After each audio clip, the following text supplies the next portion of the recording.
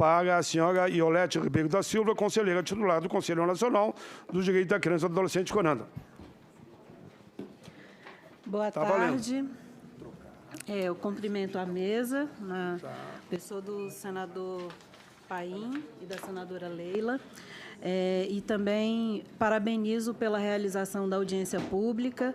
É sempre muito importante um debate dessa natureza, e debate que não aconteceu quando da aprovação da lei. Então, é muito importante que se faça e que se corrija, né?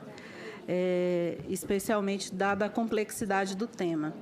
Então, eu vou apresentar a posição do CONANDA, que publicou uma nota pública sobre a Lei 12.318, em agosto de 2018. Quando o senador pergunta, é contra ou a favor, o CONANDA tem uma posição e eu vou expressar aqui, mas nós achamos que a discussão não deve ser colocada nesses termos, de ser contra ou a favor. Só para esclarecer, pessoal, que a mesa, eles pediram que a gente... Eu entendi, senador. Só para justificar a nossa posição da mesa. Tudo bem. Para construir um equilíbrio. Mas cada um coloca o que bem entender. Só estou querendo cada um fala, situar... Só um pouquinho, me permite? Eu estou presidindo. Eu pedi uma parte, eu vou te dar o tempo. Tudo bem. A mesa tinha que se situar, que nós sabemos que tem gente contra ou a favor. Só para situar a mesa, mas você tem todo o direito de dizer que não deveria ter ninguém contra, ninguém a favor. A palavra é tua. Porque o tema é muito complexo e ele exige discussões sobre vários aspectos, e quando a gente coloca só ser contra ou a favor... Vou te dar um minuto que eu te tirei, estou te dando de volta. Obrigada. Mas vamos lá. Bom, o CONANDA é uma instância máxima de formulação, deliberação e controle de políticas públicas para a infância e adolescência na esfera federal. Então, é um órgão que tem uma importância grande na definição de políticas públicas para a infância. E a manifestação em relação à lei se refere a esse papel que o CONANDA tem. E essa nota pretende oferecer subsídios, né, para análise, né, que se propõe aqui nessa audiência pública. Inicialmente, a gente salienta que o artigo 227 da Constituição Federal e o Estatuto da Criança e do Adolescente elevaram crianças e adolescentes à condição de sujeitos de direitos, e que são especiais, autônomos, né, com a finalidade de garantir o melhor interesse, a proteção integral e a absoluta prioridade desse segmento. Tais normativas, portanto, devem guiar qualquer tomada de decisão, qualquer ação referente à infância e adolescência. Um apelo ao silêncio no plenário. Muito importante silêncio, que complica, inclusive, que é transmitido pela TV e pela rádio e a agência do Senado. E se o plenário fala ao mesmo tempo, a prejudicada é a painelista. Em relação à Lei 12.318, que dispõe sobre alienação parental, o CONANDA manifesta preocupação diante do fato de que o conceito, alienação parental, não está fundamentado em estudos científicos, bem como não há registro de outros países que mantenham legislação semelhante sobre o assunto. Ainda pondera que tal lei foi aprovada sem uma ampla discussão e sem a escuta de atores que estão diretamente envolvidos com o tema, inclusive o próprio CONANDA não foi convidado para o debate à época. Para o CONANDA, já existem previsões legais, protetivas e suficientes no que tange aos direitos de crianças e adolescentes à convivência familiar e comunitária, merecendo destaque a garantia da guarda compartilhada, o que, no entender deste Conselho, já é suficiente para assegurar o convívio com ambos os genitores. Ainda que a Lei 12.318 já esteja em vigor, este colegiado identifica que, em alguns aspectos, essa lei não é oportuna e sequer adequada, pois há dispositivos que ensejam violações graves aos direitos de crianças e adolescentes, de modo que convém destacar alguns pontos específicos. Um deles está no artigo 2º, inciso 6º, que é um artigo que exemplifica o que seriam atos de alienação parental. E nesse inciso 6º do artigo 2º, se entende, né, se apresentar falsa denúncia contra genitor, contra familiares deste ou contra avós, para obstar ou dificultar a convivência deles com crianças ou adolescentes, é considerado um ato de alienação parental. Então, entende-se que esse inciso pode ser prejudicial à criança ou adolescente, pois, se um dos genitores desconfia que a ocorrência de alguma forma de violência por parte de outro genitor, ele pode se sentir acuado e esquivar-se de comunicar as suspeitas às autoridades, posto que teme ser considerado alienador e, portanto, sujeitar-se-á às sanções impostas pela Lei 12.318. No entanto, para realizar uma denúncia, basta que se desconfie da situação de violência, não havendo necessidade de comprová-la, o que pode ser averiguado pelas autoridades competentes para tal. Neste sentido, inclusive, diferentes previsões no ECA apontam para a obrigatoriedade de comunicar a suspeita de violência, bem como para a responsabilidade compartilhada por proteger direitos e prevenir violações, destacando os seguintes artigos do ECA.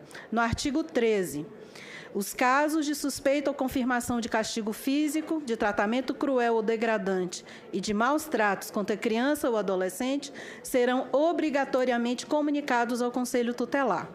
Artigo 18. É dever de todos velar pela dignidade da criança e do adolescente. E artigo 70. É dever de todos prevenir a ocorrência de ameaça ou violação dos direitos da criança e do adolescente. Neste sentido, quando há suspeitas de violência ou maus-tratos, isto será apurado, inclusive em âmbito criminal, após ampla defesa e contraditório, de modo que eventuais falsas denúncias só serão caracterizadas como tal após a conclusão do devido processo legal. Evidencia-se, portanto, que a previsão constante no inciso 6º do artigo 2º contraria as previsões destacadas do ECA e, com isso, viola o melhor interesse de crianças e adolescentes. Relevante também que, quando há indícios de alienação parental, a lei prevê consequências, conforme o artigo 6º, que vamos destacar. Em especial, o inciso 5, que prevê a inversão de guarda, o inciso 6º, que prevê a fixação cautelar do domicílio, e o inciso 7, que prevê a suspensão da autoridade parental. As consequências da alienação parental perdem a razoabilidade diante desses incisos.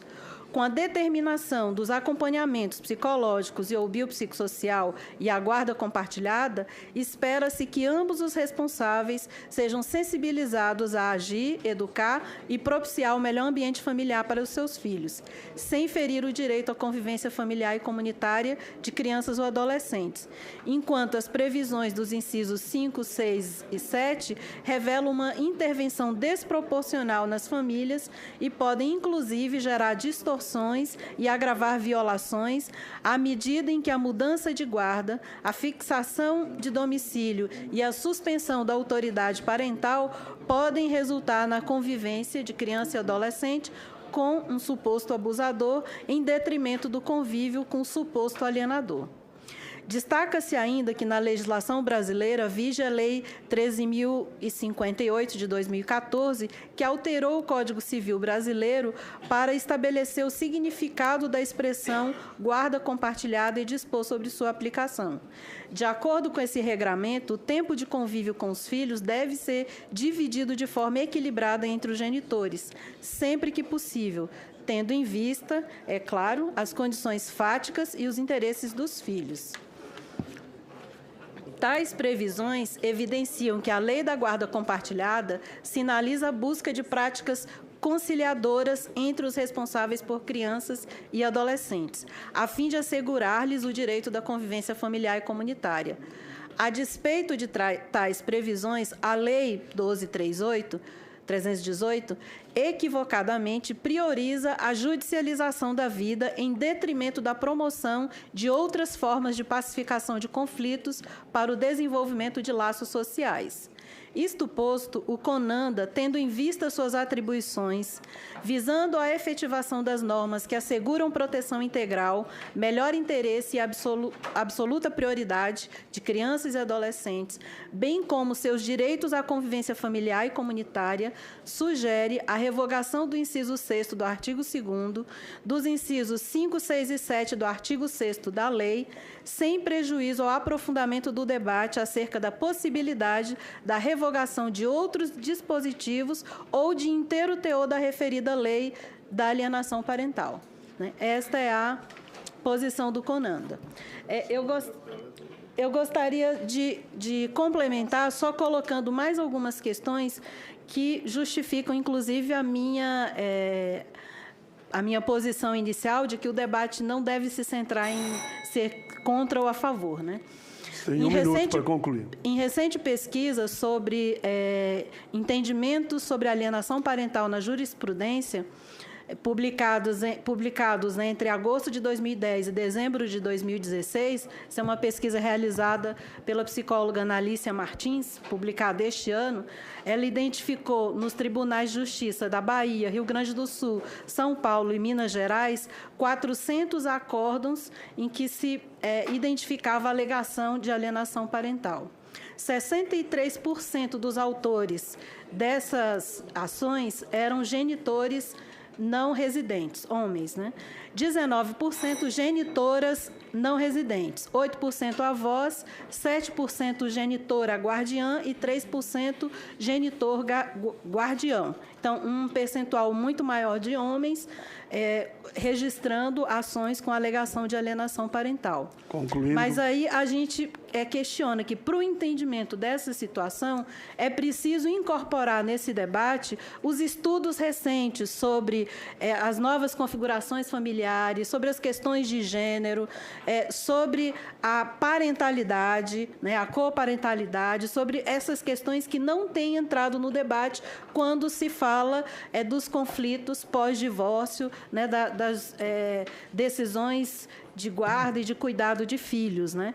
Então, esse crescimento progressivo no número de ações em que a discussão se centra somente sobre alienação parental é prejudicial para a garantia de direitos de criança e adolescente. Okay. Né? A discussão ela tem que ser muito mais ampla e tem que considerar, em especial, que ela deve estar centrada no âmbito do Plano Nacional de Convivência Familiar e Comunitária. Muito bem. Foi Iolete Ribeiro da Silva.